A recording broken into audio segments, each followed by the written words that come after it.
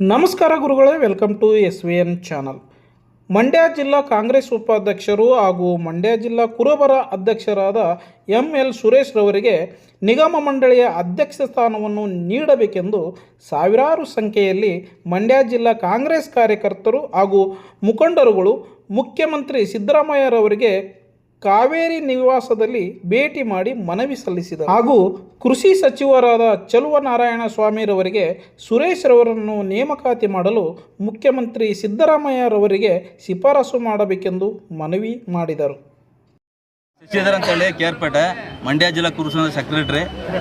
ಇವತ್ತು ಸನ್ಮಾನ್ಯ ಶಿವಣ್ಣವ್ರನ್ನ ಮತ್ತು ರಾಜ್ಯದ ಮುಖ್ಯಮಂತ್ರಿಗಳ ಗೌರವಾನ್ವಿತ ಸಿದ್ದರಾಮಯ್ಯ ಸಾಹೇಬರನ್ನ ಇವತ್ತು ಮಂಡ್ಯ ಜಿಲ್ಲೆಯ ಕುರುಬರ ಸಂಘ ಮತ್ತು ಮಂಡ್ಯ ಜಿಲ್ಲೆ ಎಲ್ಲ ಸಮಸ್ತ ಕಾಂಗ್ರೆಸ್ ಪಕ್ಷದ ಕಾರ್ಯಕರ್ತರು ಸಿದ್ದರಾಮಯ್ಯ ಸಾಹೇಬರ ಅಭಿಮಾನಿಗಳು ಮತ್ತು ಶಿವಣ್ಣರ ಅಭಿಮಾನಿಗಳೆಲ್ಲ ಸೇರಿ ಇವತ್ತು ಸೂಕ್ತ ಒಂದು ಮಂಡ್ಯ ಜಿಲ್ಲೆಗೆ ಒಂದು ಯಾವುದಾದ್ರು ನಿಗಮ ಮಂಡಳಿಯಲ್ಲಿ ಒಳ್ಳೆ ಉನ್ನತವಾದ ಹುದ್ದೆಯನ್ನು ಕೊಡಬೇಕು ಅಂತೇಳಿ ಒತ್ತಾಯಪುರ ಮಾಡಬೇಕು ಬಂದಿದ್ದೀವಿ ಮಂಡ್ಯ ಜಿಲ್ಲೆಯಿಂದ.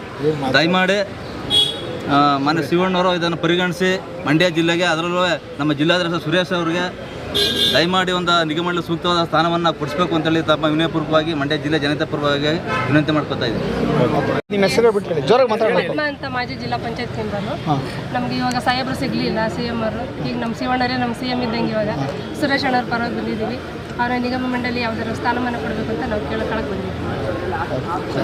ಎಲ್ಲ ಪದಾಧಿಕಾರಿಗಳು, ಜಿಲ್ಲಾ ಮಟ್ಟದ ಪದಾಧಿಕಾರಿಗಳು ಮತ್ತು ಸುರೇಶ್ವರ ಎಲ್ಲ ರೀತಿಯ ಅಭಿಮಾನಿಗಳು ಮತ್ತು ಇತರೆ ಕಾಂಗ್ರೆಸ್ಸಿನ ಎಲ್ಲ ಮುಖಂಡರು ಮತ್ತು ಭಾಳ ನಮ್ಮ ಜಿಲ್ಲೆಯಲ್ಲಿ ಎಲ್ಲ ಕಾರ್ಯಕ್ರಮಗಳು ಹೆಚ್ಚು ದಾನ ಮಾಡಿಕೊಂಡು ಚುನಾವಣೆಗಳಲ್ಲಿ ಸಹ ಪ್ರತಿಯೊಂದು ಸಹ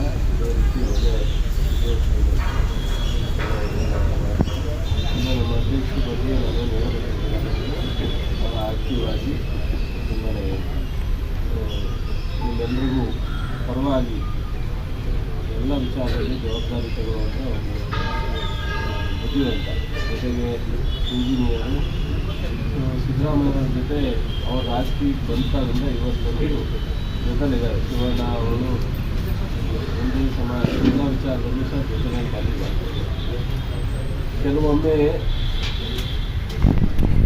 ಸಮರ್ಥ ಇಲ್ಲದೆ ಇರೋರು ಸಿಕ್ಕುತ್ತೆ, ಕೆಲವೊಮ್ಮೆ ಸಮರ್ಥ ಇರೋರಿಗೆ ತಪ್ಪುತ್ತೆ. ಹಂಗೆ ಇಷ್ಟೊತ್ತಿಗೆ ಅವರೆಲ್ಲ ಮಾಜಿಯಾಗಿ ಮತ್ತೇನು ಕೇಳೋಕ್ಕಾಗದೇ ಇರಬೇಕಾಗಿತ್ತು.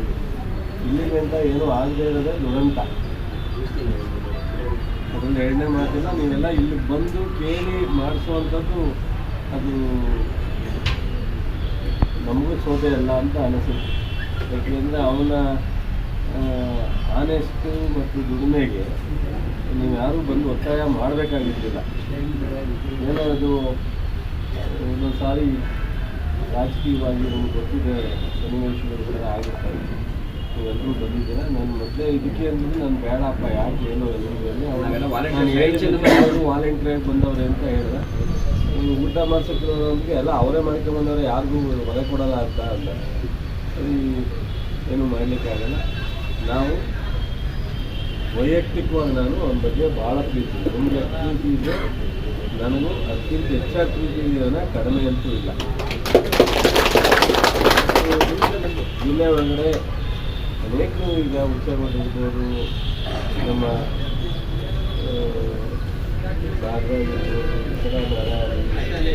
ಮಂಡ್ಯ ನಮ್ಮ ಭಾಳ ಜನ ಕೇಳ್ಪೇಟೆನಲ್ಲಿ ನಮ್ಮ ಬಾಬು ಎಲ್ಲರೂ ಕೆಲಸ ಮಾಡ್ತಾರೆ. ಎಲ್ಲ ತಾಲೂಕಿನಲ್ಲೂ ಭಾಳ ಕಮ್ಯುನಿಟಿ.